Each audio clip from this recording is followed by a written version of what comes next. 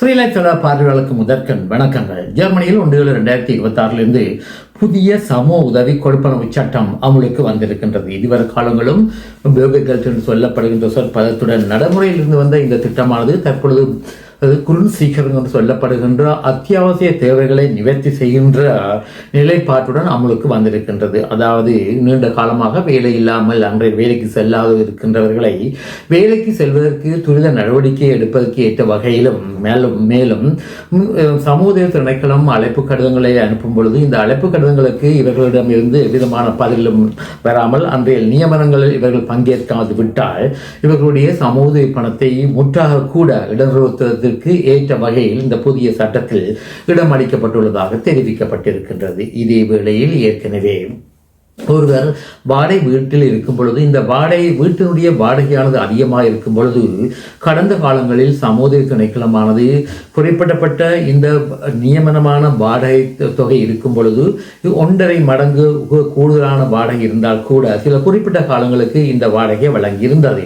தற்பொழுது இந்த புதிய திட்டத்தின் அடிப்படையில் இவ்வகையாக கூடுதலாக வீட்டினுடைய வாடகை காசு இருந்தால் சமூக திணைக்களமானது இந்த நபரை வேறு ஒரு வீட்டுக்கு செல்லுமாறு பணிக்கும் என்றும் தெரியப்படுத்தப்பட்டிருக்கின்றது. இதே வேளையில் ஜெர்மனியில் கேகன் ஹார்ட்ஸியர் சொல்லப்படுகின்ற ஒரு இணையதளத்தில் மற்றும் ஒரு செய்தி வந்திருக்கின்றது. குறிப்பாக வெளிநாடுகளில் வங்கி கணக்கு வைத்திருந்து அந்த வங்கி கணக்கில் அவர்கள் முதலீடு செய்திருந்தால் அன்றைய பணத்தை வைத்திருந்தால் இந்த வங்கி கணக்கு உள்ளதா இல்லையா என்பதை பற்றி பல நாடுகள் ஒரு புதிய கூட்டில் சேர்ந்திருப்பதாக தெரிய வந்திருக்கின்றது. குறிப்பாக 100 நாடுகளுக்கு மேல் ரிப்போர்ட்டிங் ஸ்டாண்டர்ட் என்று சொல்லப்படுகின்ற ஒரு அமைப்பில் அங்கத்துவமாக இருக்கின்றதாகவும், அதாவது இந்த நாடுகளில் வங்கி கணக்கு வைத்திருந்து ஜெர்மன் நாட்டில் ஒருவர் பதிவு செய்து வாழும் பொழுது ஜெர்மனியின் இரவரி திணைக்களமானது இந்த வங்கி கணக்குகளை சரிபார்க்க முடியும் என்றும் தெரிய வந்திருக்கின்றது. இதன் அடிப்படையில் குறிப்பாக